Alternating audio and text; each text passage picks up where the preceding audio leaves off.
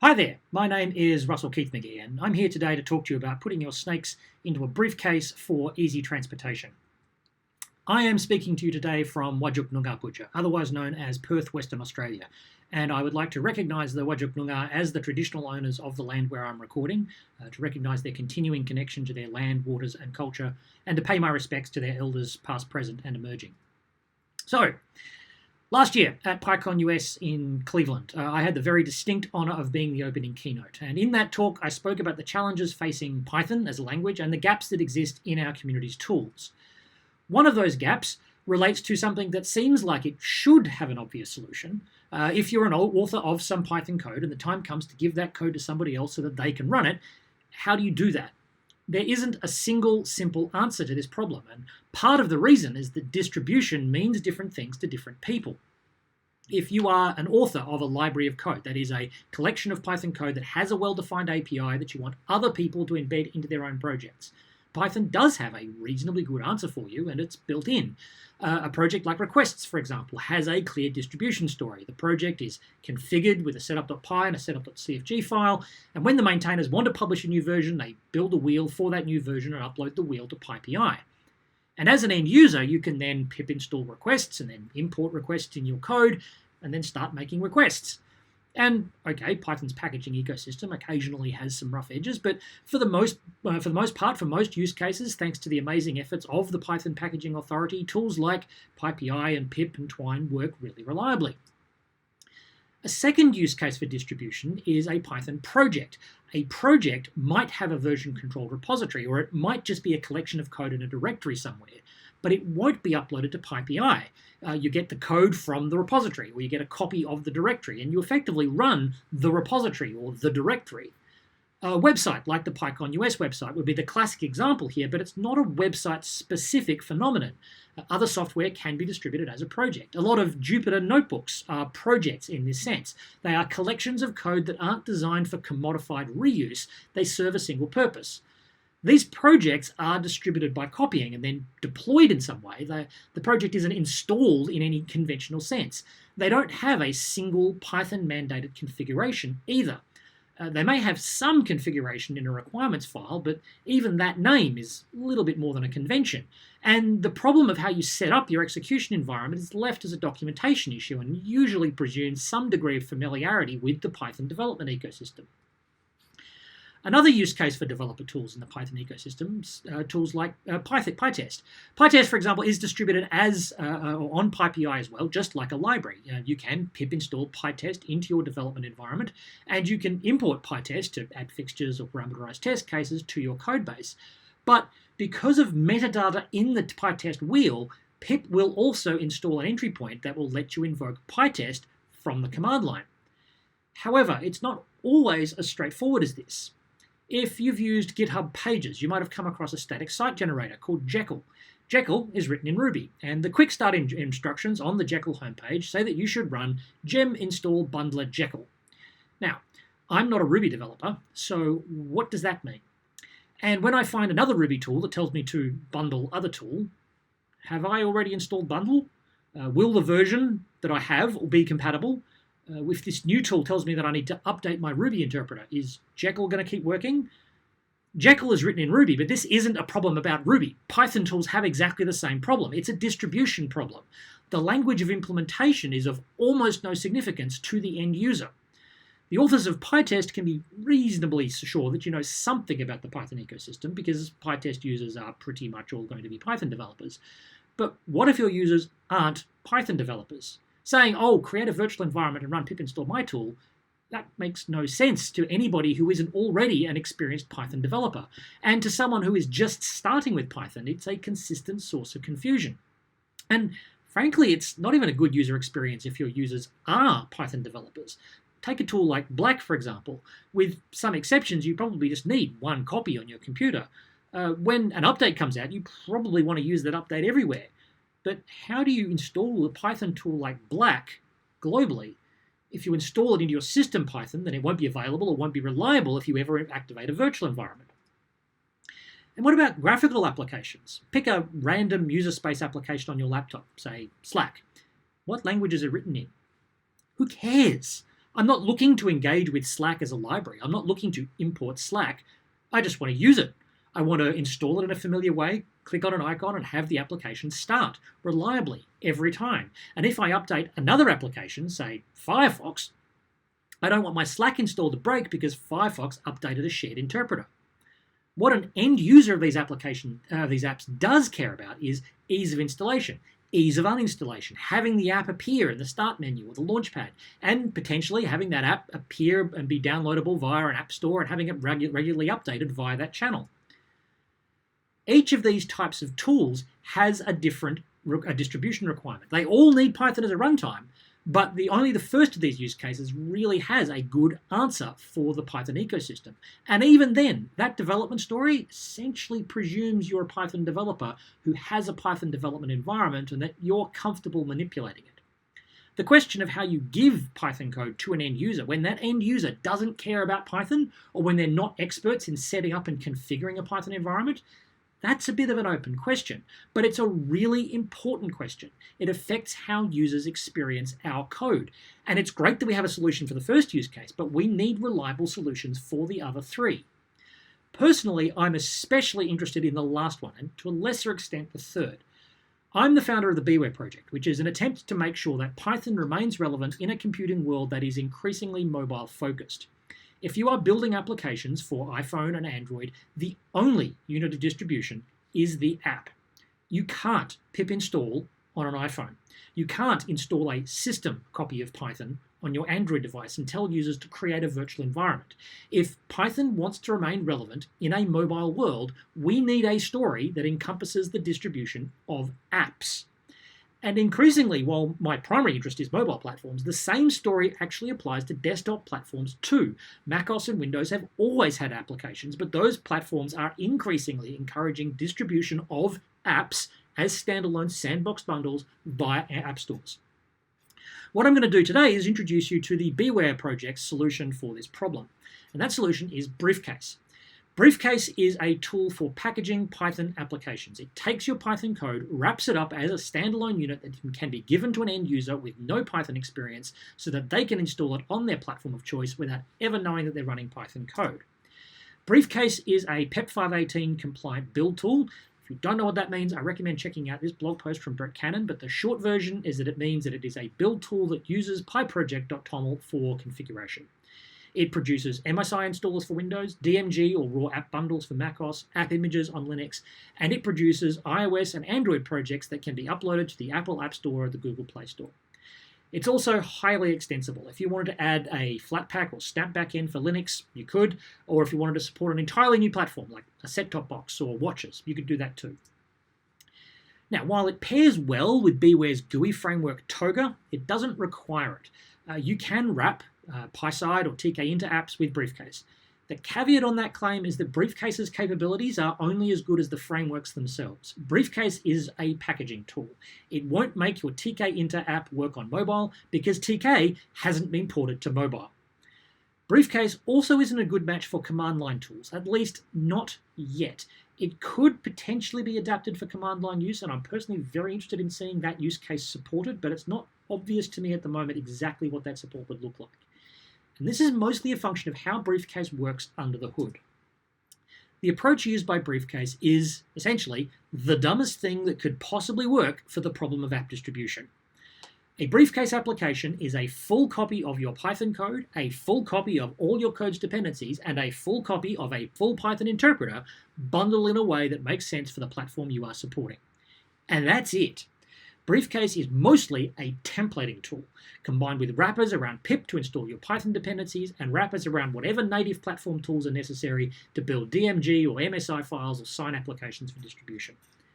Now, Briefcase isn't the only application packaging tool that exists in Python, so why should you use Briefcase and not one of the other options? Well, firstly, it doesn't try to be clever.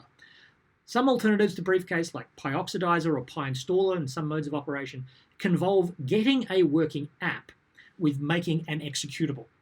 And if to support the aim of making the executable, they play all sorts of tricks with your code, bundling it into a zip archive that's embedded into the data block of an executable, it's unpacked into memory at runtime. And when that works, it's great. But it doesn't always work, because fundamentally, Python code is designed to be run by passing an interpreter over a directory of code. Okay, if you know enough about Python's import system, or you know that that's not strictly true, but if you've got enough practical experience with Python in the real world, you know that it is close enough to being true in practice as makes no difference. If you don't believe me, all I have to say is zip save eggs. And on the other hand, Briefcase runs Python the way Python was designed to be run, an interpreter running over a directory of source code. The only thing Briefcase does is automate the process of getting that working interpreter to an end user in a way that doesn't require them to know anything about Python. Briefcase is also cross-platform, which means that you have a single configuration file that produces installers for macOS, Windows, Linux, iOS, and Android. And that means you don't have duplicated configurations for distributing your app, removing a potential source of error. Okay, so enough yak shaving. Show me the code. What I'm going to do today, or do now, is walk you through the life cycle of packaging a project with Briefcase. If you want a more detailed walkthrough, the Beware tutorial at docs.beware.org has a fully worked demo that gives a lot more explanation than I'm going to be able to give you in 25 minutes. So let's start a new project. Create a new virtual environment and we install Briefcase. I am giving the instructions here with Unix conventions, but Briefcase does also work on Windows. The Beware tutorial gives the commands for both if you don't know how to convert. If you want to start a completely new project, Briefcase has a wizard to help you. You run Briefcase new, and you'll be presented with a list of questions with some explanatory text. And you'll be prompted for a bunch of details. You'll be prompted for a formal name. That's the name that you show to humans as the name of your app, and an app name, which is the Pythonized version of your name, something you would pip install. You'll be asked for a bundle. That's used for namespacing to separate my hello world from your hello world. Bundle ID is a common format used by app stores. It's usually a reversed ordering of a domain name that you control. That bundle is then combined with an app name to make a full bundle ID for your app, so org.beware.helloworld, for example. You'll be asked for a project name. A Briefcase project can include multiple distributed apps, so you can build multiple app bundles from a single code repository. But if you're only going to have one app, you can use the formal name as your project name. You'll be asked for a one-line description of the project. You'll be asked for the author's name and emails as used in help text and copyright labels, a URL for the project, a license, because if it's distributing code, you need a license. And lastly, a GUI framework. Briefcase provides a template for Toga, Beware's own GUI framework, but there's also a PySide template as well as an empty app that you can fill with whatever framework you happen to want to use. And what you'll get at the end of the day is a complete stub project, including enough code to start an app, application icons in a variety of formats, and some project metadata. You'll also notice that the dash in the application name here has been normalized to an underscore. So the app name hello-world has been converted into hello_world when it becomes a source code directory. You'll also get the same files regardless of what GUI framework you pick. The only difference with the contents of the app.py, the main.py, and some of the values in the pyproject.toml. The metadata that is of particular interest here is in pyproject.toml. That's the file that contains all the details about your app. The contents of this file will match the answers that you gave in the wizard. Now, there's a build system section, which is a requirement of PEP 518 that declares that this is a Briefcase project. And all of the Briefcase options are then defined in a tool.briefcase section. The project level options are defined in that root level tool.briefcase. Individual applications then have their own sections. So this configuration file defines hello-world as an app, that's the app name, with a formal name of hello world and so on. The configuration for the Hello World app is composed out of the project settings overridden by the application settings. So the Hello World app will inherit the project level version definition. And if you wanted to have a different author name for this application, you could do so by adding an author name into the app's configuration block. And to be clear, this is a Briefcase specific behavior, not something you'll necessarily see anyway in other PEP 518 tools. There are two exceptions to this overriding behavior, source and requires. Sources defines the list of directories of source code that you want to include in your application. So here we're saying that the source hello world directory is part of this application. That entire folder will be copied recursively into our packaged application. The only requirement on this is that one of your source directories needs to match the name of your application itself. Requires defines the Python requirements for your application. Again, this is just as a list using the same format that you'd use as an argument to pip install. Sources and requires are cumulative settings. So if you specify a sources definition at the project level, any application level sources will be appended to that list defined at the project level. Icons also deserve a special mention here. You'll notice that the icon setting doesn't include a file format extension. That's because Briefcase uses the provided value as a base name and appends the format depending upon the platform. So .ico for Windows, .png for Linux, and so on. On some platforms, you have to provide multiple icons in multiple resolutions, and those size modifiers will be appended to the file name as well as the extension. You can also specify options that are platform-specific by adding a configuration section for that platform. The generated PyProject.toml will include a section for all of the supported platforms: macOS, Linux, Windows, iOS, and Android. So here we've specified a pytool.briefcase.app.helloworld.macOS section. Those options will only apply to macOS builds of this app. Now, again, sources and requires are cumulative. All other settings will override app level or project level values. The content here is what you get if you pick Toga in the wizard, but you'll get different content if you pick PySide or no framework. You can actually even go a layer deeper still. If you define a tool.briefcase.app.hellowworld.macOS.dmg, those settings will only apply to DMG builds on macOS. You might do this to specify an icon for the DMG installer, for example. And if you wanted to add a second app to your project definition, you can define a tool.briefcase.app.secondapp section, and then so on for platform and packaging formats and so on. Now, this stub pyproject.toml file has been generated for you by Briefcase New, but you don't have to use that wizard. If you've got an existing project, you can roll your own pyproject.toml from scratch. So, however you've created it, you've now got a Briefcase configuration file. How do we use it? Well, the first thing you probably want to do is just see if your app runs. Briefcase includes a developer mode which lets you rapidly iterate on your configuration. Now, if you run Briefcase dev, Briefcase will use your pyproject.toml to work out how to run your project and then run it in your local virtual environment. The first time you do this, it will look at your configuration file, install all of your declared requirements, and then it will install your app. Now, keep in mind the design motivation for Briefcase, the dumbest thing that can possibly work.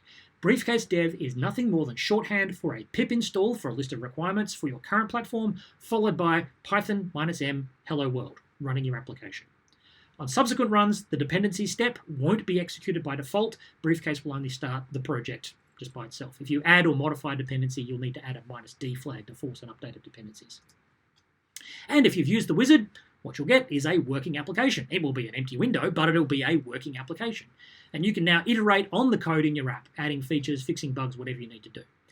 Eventually, though, the time will come when you're ready to package your app for distribution. The first step will be to create your app. And to do this, you need to invoke Briefcase create. This will do a bunch of things. First, it will look at the platform you're currently on and get an application template for that platform. So I'm running on macOS, so it will use the macOS DMG template. Secondly, it will obtain a support package. A support package is a version of Python that can be embedded into your app. For Windows, we use the officially distributed Python embedded package. For every other platform, Beware maintains a support package. Whatever your platform, Briefcase will download the support package, unpack it into the application template that was just created. Briefcase then downloads and installs your app's dependencies, but it doesn't install them into your local virtual environment. It installs them into the application template. Briefcase then installs the application-specific bits, all the source code for your app and all the application resources like icons, and then it's done. You've now got a complete application template. Your project directory will now contain a platform folder, so a folder called macOS in this case. Inside that folder will be a folder for every app in your project. The next step is to build that app. And I'm sure you'll be shocked to hear the command to do this is Briefcase build. Now, on macOS, this actually does nothing because an application, or the application template that was generated, is actually executable as is. A macOS app is nothing more than a directory in a particular format with some metadata in a known location. On other platforms, there may be some compilation that needs to be done here, and Briefcase manages invoking that compiler. And at this point, there will be a folder in your project matching your platform, and that folder will be an application, along with any files created as part of that build process. In this case, it's a macOS app. If you were to click on that icon, an application would start. Or you could keep it all console-based and use Briefcase. You can run your app with, you guessed it, Briefcase run. And what you should see is a running application. Now, it is not a very interesting application, but it is a running application, whatever that means on your platform of choice. On macOS, that means an icon in your taskbar, an application menu matching your application name. The last step is to package your app with Briefcase Package. This does any final packaging that has to be done before distribution, so creating an installer, doing code signing, and so on. Code signing support is currently in the early stages of development. Only macOS apps are currently signed, and they're currently only signed, not notarized, if you know what that means. This is an area where more work is needed, but the pieces are all in place. But after packaging, the platform folder in your project will contain an artifact that could be uploaded for distribution. A DMG file, an MSI, whatever is appropriate for the platform of choice. So, we have packaged our app. Then we discover a problem. We need to update our code. Do we need to go through this whole process again? No. For that, there is Briefcase Update. By default, this will reinstall just the code for the app. If you want to update the dependencies as well, you can specify -D. If you want to update the application resources like icons, you can specify -R. Some other features of Briefcase that are worthy of note. Briefcase Create is a shorthand. Your platform is implied from the platform where you are currently running the code. The output format is the default output format for that platform. If you're on a Mac, Briefcase Create is shorthand for Briefcase Create macOS DMG. Now, if you wanted to create a different output format, say you wanted a raw app, not a DMG file, you can invoke Briefcase Create macOS app. And if you wanted to target a completely different platform, Briefcase Create platform. Now, in practice, that's not especially useful because you can't create a macOS DMG on Windows or a Windows MSI on Mac because the tools required are platform-specific. But there is one important use case for it, and we'll come to that in a moment. Briefcase will also imply early steps if they are needed. If you have a completely fresh project straight out of Briefcase New, and you run Briefcase Run, Briefcase will detect that there isn't a template and create it, and then build it, and then run it. Briefcase Run also allows for a -U option that updates the app before execution, so your development cycle could be as short as Briefcase Run -U over and over and over again. Briefcase also checks whether you've got the necessary tools to compile, and if possible, manages downloading those tools for you, accepting any licenses, and so on. If it can't install the tools for you, like it can't on macOS, you've got to get Xcode through the App Store, it will at least tell you explicitly which tools you need to get and where you go to get them. And if you're ever unsure what your options are, you can add --help and get a full rundown. Now, the other thing that Briefcase does that I haven't mentioned so far, deploying to mobile platforms. This is the one place where specifying a platform does work and is necessary. If you want to create an iOS app, the steps are exactly the same as creating any other app. You just add iOS to all the commands to specify a different platform. Briefcase, create iOS. Briefcase, build iOS, and so on. Similarly for Android, Briefcase, create Android. iOS builds only work on macOS because of the underlying tooling requirements, but Android builds will work on macOS, Linux, or Windows. The build and run steps are also slightly different. When you compile an application, you need to target a specific device. If you run Briefcase Run iOS, Briefcase will inspect your system, find out what devices are available, ask you what device you want to target.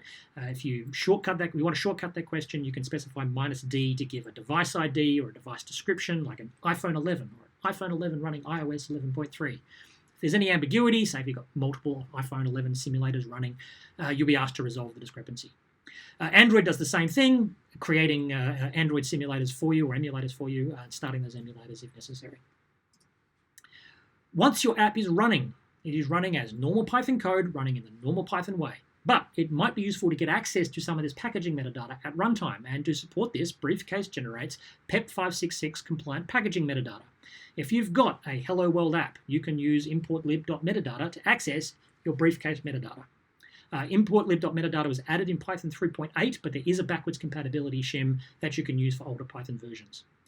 The keys aren't exactly the same as they are in Briefcase's specification. App name, for example, is name with a capital N, but that's done for PEP 566 compatibility. All right, so Briefcase sounds awesome, I hear you say. What's the catch? Well, there are plenty of aspects of the individual platforms that could definitely be improved. Linux app images don't currently support desktop entries at present. Windows apps aren't currently code signed, and they currently report to the system inspector as python.exe. iOS can't currently deploy to physical devices. Android support doesn't do code signing for the emulator. macOS doesn't do notarization. These are all solvable problems, though. They need time, attention, in some cases a little bit of expertise, or at least a little bit of research to work out what extra options we need to pass into a compile command. The biggest downside, no pun intended, is the size of the support package. The default Briefcase support package includes a full Python install, which means a Briefcase app for macOS is about 200 megabytes. Now, that's not unheard of when it comes to applications in the wild. Slack is 174 megabytes, but they're doing it too isn't really a good excuse. The good news, though, is that this can also be fixed. This Hello World app contains an entire Python standard library. It includes bzip2 and httplib and all of distutils and much more. And they're never used in most apps. So there is a lot that can be optimized here. The immediate workaround is that Briefcase will allow you to specify your own support package. So once you know that your app only needs a specific subset of the standard library, you can build a hand-tuned version of a support package and use that. And with that approach, Hello World easily reduces to around 30 megabytes, as little as 15 if you try really hard. That does require hand tuning though, and the hand tuning process isn't very user-friendly at present. There is a lot that could be done to improve that user experience. There is also an intermittent discussion on the Python core team about a kernel Python, the idea of an official Python distribution that is the minimum viable Python, with the rest of the standard library being imported as needed. That would be absolute gold for Briefcase. Briefcase isn't feature complete by any stretch. It works well, but there are lots of ways that it could be improved or enhanced. I've already flagged some of the obvious potential improvements for existing platforms, but we could also add support for new platforms like set-top boxes and smartwatches, or add support for other packaging formats like Flatpak or Snap on Linux. Adding these backends actually isn't that much work. It mostly requires a little expertise or research on how to drive the packaging tools for those platforms. I'd also like to be able to provide an answer for command line apps. That's mostly a design question at this point rather than a technical limitation. What does the Briefcase model of app distribution mean for command line apps? Most of my testing has also been based on Toga, but one of the biggest areas of potential improvement is testing that the support works for other GUI frameworks. Personally, I am especially interested in seeing tests of gaming libraries like Pygame or Pursued by Bear, because I think Python gaming is one of the biggest areas where Briefcase has potential, making it easy to distribute games to gamers, not to developers, and potentially to mobile app stores as well. And lastly, app publication. Briefcase currently stops with the process of packaging your app. However, app stores all have APIs to support automated publication, so potentially Briefcase could manage that process too. Does a one-command publication process pushing to Steam sound interesting to anyone? Adding all those features, though, that's dependent upon someone having the time to implement them. I would like to be able to spend a whole lot more time working on Briefcase and Beware as a whole, but at the moment, this is something I do mostly in my spare time. If you'd like to support my work on Briefcase and the Beware project, you can join the project as a financial member. You can also back me on GitHub sponsors. That income is currently enough to cover stickers, hosting, and things like that, but it's nowhere near enough to make this a full-time gig. If you've got ideas or experience that might help an open source project fund its development, or you'd like to know more about the project or like to get involved, please get in touch. Thank you all very much, and I hope I'll see you online and hopefully in person next year.